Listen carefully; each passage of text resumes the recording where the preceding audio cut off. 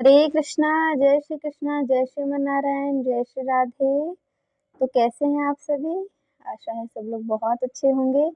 प्रिया लालजू की कृपा सब पर बनी रहे और स्वागत है आप सभी का हमारे यूट्यूब चैनल कृष्ण मनोहारिणी में, जहाँ हम बात करते हैं प्रिया लालजू की सेवा भाव के बारे में और जो भी कुछ आचार्य चरणारविंद और श्री गुरु वाणी की कृपा से और श्री लाडली लाल श्री श्यामा श्याम की कृपा से जो भी दासी से भाव बन पड़ते हैं, संभव हो सकते हैं, वो आप सभी से वो भाव व्यक्त किए जाते हैं। तो सबसे पहले तो दर्शन करिए हमारे प्रिया लालजू के। वैसे तो आप लोग दर्शन कर चुके होंगे, सुबह शॉर्ट्स में मैंने डाल दिया था। अभी रात्रि भोग पाने की तैयारी है, तो रात्रि भोग पाने की तैयारी है ये। अरे लालजू बैठे हुए हैं, प्रियाजू भी विराज रही हैं और सब श्रृंगार हल्का हो चुका है, ये आप देख सकते हैं। वो तो आप सभी से मिलना था इसलिए इन्होंने पाक धारण किए, नहीं तो अभी रात्रि में जैसे जैसे भोग प्रसाद इनके पास आते जाते इनका श्रृंगार भी हल्का होता जाता है। तो सबसे मिलिए आप लोग, सब लोग इनको राधे राधे कमेंट में ज़रूर लिखिएगा। और आप सभी के फेवरेट, हमारे फेवरेट, आप सबके फेवरेट क्यूटी मास्टर से भी मिलिए। तो ये भी बैठे हैं, तो ये आप देख सकते हैं, ये प्रियाजू के साथ बैठे हैं।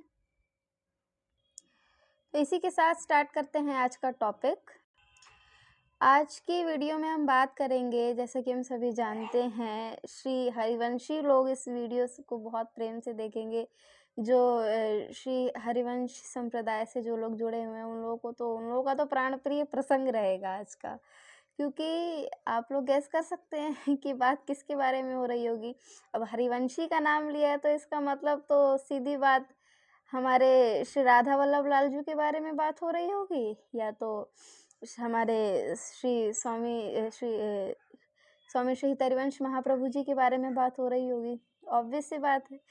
तो जी आपने बिल्कुल ठीक सोचा है, आज बात हो रही है श्री हरिवंश महाप्रभु जी के प्राकट्य के बारे में, कि कैसे श्री महाप्रभु का प्राकट्य हुआ। और ये कई पार्ट्स में वीडियोस बनेंगी। आज हम केवल ये सुनेंगे कि महाप्रभु का, यानी श्री हरिवंश महाप्रभु जी का प्राकट्य कैसे हुआ और उसके बाद कैसे कैसे श्री राधा वल्लभ लालजू उनके द्वारा प्रकट किए गए और कैसे आज श्री वृंदावन धाम में विराज रहे हैं। तो बात करते हैं आज, जैसे कि हम सभी बात करने जा रहे थे स्वामी श्री हरिवंश महाप्रभु जी के प्राकट्य के बारे में। तो यहाँ पे कथा शुरू होती है। हरिद्वार से वृंदावन के रास्ते में एक स्थान पड़ता है देववन, जिसको अब लोग देवबंद बोलते हैं, बिकॉज जो मुगलों का शासनकाल आया था उसके दौरान वहाँ पे देववन की जगह पे देवबंद उनका नामांकन उस स्थान का कर दिया गया था। तो फिलहाल में हम देवबंद सुनते हैं। तो देवबंद में एक बहुत ही अच्छे ज्योतिष शास्त्र श्री व्यास मिश्र जी नाम के ब्राह्मण थे। तो बहुत ही जो अच्छे ज्योतिष शास्त्र थे, उनकी ज्योतिष विद्या बहुत अच्छी थी। तो ये चर्चा पूरे हर जगह पे बहुत फैली हुई थी, उनके ज्योतिष विद्या के बारे में जो चर्चाएं थी बहुत फैली हुई थी। तो आसपास के लोगों में तो खबर हो ही जाती, और वो बहुत संपन्न थे, हर चीज़ से बहुत संपन्न थे श्री व्यास मिश्र जी। बस उनके घर में एक ही कमी थी कि उनके वंश में कोई भी बालक नहीं था, क्योंकि उनके एक भैया थे, तो भैया ने भी विरक्त ले लिया था, वो भी विरक्त हो गए थे। तो वहाँ से तो उनकी विरक्ति हो गई थी, और यहाँ पे श्री व्यास मिश्र जी के घर में कोई भी बालक का जन्म नहीं हुआ था। तो सब कुछ सुसंपन्न थे, हर चीज़ थी, लेकिन एक कहीं न कहीं एक पीड़ा थी, एक कष्ट थी कि शायद एक बालक हो जो वंश को आगे बढ़ाए। तो एक बार एक मुगल राजा थे, मुगल बादशाह थे। तो उनका भाव था किसी एक क्षेत्र पे कि यहाँ पे वो आक्रमण करना चाहते और उस स्थान को जीतना चाहते थे।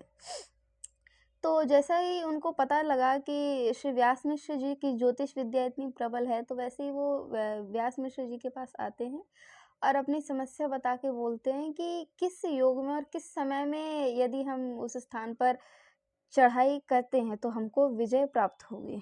तो अपनी ज्योतिष विद्या के प्रताप से और अपनी ज्योतिष विद्या से उन्होंने सब देखा और बताया कि इस समय पर यदि आप कूच करते हैं तो आपको विजय ज़रूर प्राप्त होगी। और उसी के अनुसार उन्होंने जब वहाँ पे कूच करी तो वो जीते भी। जो बादशाह थे वो जीते भी। तो ऐसा कह कर के उनका ऐसा जब हुआ उनके साथ तो कहते हैं ना चमत्कार को नमस्कार है। तो व्यास मिश्र जी के प्रति उनका आदर सम्मान भाव बहुत बढ़ गया था। फिर उन्होंने बोला कि आप हमारे सभा में रहिए, उनको अपने सभा में मंत्रिमंडल या फिर सेनापति ये विस्मृत है, तो उनके अपने सभासदों में ही उनको रख लिया था, तो सुसंपन्न थे हर चीज़ से। तो क्या हुआ कि एक बार उनके भैया उनके भैया नरसिंह आश्रम जी, श्री व्यास मिश्र जी के भाई, जो कि विरक्त हो चुके थे, एक बार उनके वहाँ पे देवबंद गाँव में आते हैं और वहाँ पे वो आते हैं तो सब लोग उनको प्रणाम करते हैं, सभी वैष्णव रसिक जो होते हैं वहाँ के, सभी उनको प्रणाम करते हैं। तभी व्यास मिश्र जी के मन में भाव आता है कि भले ही विरक्त हो गए लेकिन है तो भैया, तो अपनी पत्नी को जिनका नाम था तारा मैया को कहते हैं कि आप चलिए और साथ में भैया को चल के प्रणाम करते हैं। तो वैसे ही वो जाते हैं, भैया को प्रणाम करते हैं, तो श्री नरसिंह आश्रम जी ने अपने भाई यानी कि श्री व्यास मिश्र जी के मस्तिष्क पर कुछ चिंताओं की रेखाएं देखी। बोले कि महाराज आपको किसी बात की तो समस्या है। तो वो संकोच कर रहे थे, उन्होंने सोचा अब क्या बोले भैया से। तो फिर भी जब उन्होंने नहीं बताया तो उन्होंने ज़बरदस्ती पूछा कि नहीं नहीं कोई बात है तो आप बताओ, इसमें संकोच करने की कोई आवश्यकता नहीं है। तभी उनकी पत्नी यानी श्री तारा मैया जी सकुचाती हुई बोली कि महाराज सब चीज़ से सुसंपन्न है, बस एक ही कमी है कि वंश को आगे बढ़ाने वाली कोई संतान नहीं है। तो अब जैसा कि आप जानते हैं कि वो तो विरक्त थे श्री नरसिंह आश्रम जी, और वैष्णव लोग तो वैसे भी ठाकुर जी की हर आज्ञा में बहुत राज़ी होते हैं। तो उन्होंने बोला कि यदि ठाकुर जी ने हर चीज़ से सुसंपन्न कर रखा है, तो अगर एक चीज़ का अभाव भी है तो इतना उसमें इतनी चिंतित होने की बात नहीं है। तभी तारा मैया बोलती हैं कि धीरे से ही बोलती हैं कि यदि सब कुछ विधि का विधान ही है, यदि सब कुछ पहले से ही तय है, तो आप जैसे वैष्णवों के चरणाश्रित होने का क्या फल है? बात छोटी-सी थी लेकिन यदि सोचा जाए तो बहुत बड़ी थी। तो यहाँ पे जब ये बातें हो जाती है तभी महाराज श्री यानी श्री नरसिंह आश्रम जी जाते हैं एकांत में ठाकुर जी से अपने मन के भाव रखते हैं कि भगवान बात विधि के विधान पर नहीं है। बात है वैष्णव से चरणाश्रित क्यों रहें यदि सब कुछ विधि के विधान में ही लिखा है तो।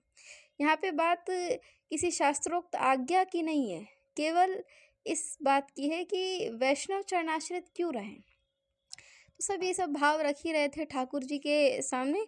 तभी उनके ध्यान में ठाकुर जी आते हैं और अपनी वंशी श्री हितरिवंश महाप्रभु उनकी वंशी का ही अवतार है, और कहते हैं कि श्री विशाखा जो सखी जो हैं उनका अवतार है। ये देखिए हमारी स्वामिनी जो बहुत प्रसन्न हो रही है कथाएं सुन करके, इनके बड़े प्रिय रहे हैं श्री स्वामी जी महाराज, सॉरी श्री हितरिवंश महाप्रभु जी। तो अपनी वंशी निकाल करके देते हैं और कहते हैं कि ये जाओ और उनको भैया को अपने दे दो, कि इसी वंशी के कारण, और ठाकुर जी की शब्दावली क्या थी कि इस वंशी के कारण ही सारे ब्रज के गोप ग्वाल सब मेरे समीप आए थे, वृंदावन रस प्रकट हुआ था इसी वंशी के कारण। और अब फिर से इस वंशी का कारण अब सिर्फ फिर से इस वंशी का प्रादुर्भाव होगा ताकि सब में वृंदावन रस फैले सभी जनों में। तो ये बात जैसे ही उन्होंने बताई तभी उन अपना जब उनका ध्यान हटता है, ध्यान विराम होता है उनका मानसी चिंतन, फिर वो जाते हैं और कहते हैं कि ये लालजू ने आपको प्रसादी वंशी दी है और इसको रखिए, और ठाकुर जी का स्मरण करते हुए ये भाव रखिए कि निश्चित ही संतान होगी। तभी तारा मैया गर्भवती हो जाती हैं उसके बाद। और अब क्योंकि श्री हितरिवंश महाप्रभु साक्षात श्री वंशी के अवतार श्री विशाखा जू के अवतार, ऐसे महान विभूति का यदि प्रादुर्भाव होना हो तो उनकी माता जी का गर्भ कितना सौभाग्यशाली होगा। तो जब श्री हितरिवंश महाप्रभु जब गर्भ में थे तारा मैया के, तो उस समय उनको केवल वृंदावन का चिंतन होता था। क्योंकि अब क्योंकि भक्त है ना, तो उसका प्रभाव था। श्री विशाखा जो के अवतार हैं श्री हितरिवंश महाप्रभु, तो उसके प्रभाव के कारण उनको वो ने रोटी बनाते जा रही हैं रसोई में, ऐसी भावना होती थी कि वो वृंदावन है। हालाँकि तारा मैया कभी वृंदावन अभी आई नहीं है, बस केवल चिंतन। कहीं भी सोते-जागते इतना वृंदावन का विरह उनके चित्त में होता रहा कि अपने पति यानी श्री व्यास मिश्र जी से बोली कि आप मुझे श्री धाम लेकर चलिए। अब उन्होंने भी सोचा कि बात तो सत्य है, चलना चाहिए, लेकिन फिर वो बोलते हैं कि आपकी स्थिति, अभी आप गर्भवती स्त्री हैं और ऐसी अवस्था में आपको कहीं भी लेकर जाना कैसे संभव हो सकता है? तो तारा मैया बोलती है कि वो सब तो ठीक है, अभी तो मैं झेल लूँगी, लेकिन बाद में जब संतान हो जाएगी तो फिर उसकी सेवा में, हर प्रकार के भाव में फिर नहीं जा पाएँगे वृंदावन, इसलिए आप मुझे अभी ले जाइए। तो तारा मैया ने जब ऐसा कहा तो उन्होंने बोला कि अच्छा ठीक है, तो फिर जो मुगल बादशाह थे उनसे बोलते हैं कि मेरी पत्नी जो है वृंदावन जाना चाहती है और मैं उनको लेकर के जाना चाहता हूँ। तो कुछ समय का उन्होंने अवकाश माँगा, तभी उन्होंने कहा जो मुग़ल बादशाह थे कि अभी कुछ दिन बाद ही हमें आगरा जाना है और आगरा के रास्ते में ही पड़ता है हमारा वृंदावन। तो आप लोग वहाँ पे उतर जाइएगा और आपकी पत्नी को अभी व्यवस्थाओं की बहुत ज़्यादा ज़रूरत है। तो हम पूरी व्यवस्था लेकर के चलेंगे, पूरे भाव से आपकी पत्नी को ले चलेंगे। तो यही भाव उनके चित्त में आया और ऐसा टालते, टालते, टालते यहाँ पे तारा मैया की स्थिति वृंदावन के विरह में ऐसी होती जा रही थी मानो अब तो बस वृंदावन मिल जाए नहीं तो प्राण निकल जाएँगे। और देखिए जोई जोई प्यारो करे सोई मोहि भावे। श्री चतुरासी जी का पहले पद का ही ये पंक्तियाँ हैं कि जोई जोई प्यारो करे सोई मोहि भावे। ठाकुर जी जो करते हैं वो अच्छा ही करते हैं। ऐसे ही टालते-टालते 9वाँ महीना आ गया। जब श्री हितरिवंश महाप्रभु का प्रादुर्भाव होने वाला था और तभी योग बना वृंदावन जाने का। तब उन्होंने कहा कि भई अब आगरा चलते हैं और उस बीच आपको श्रीधाम हम उतार देंगे। तो सब कुछ तैयारी ये होती रही और फिर श्री व्यास मिश्र जी और तारा मैया वृंदावन के लिए निकलती हैं।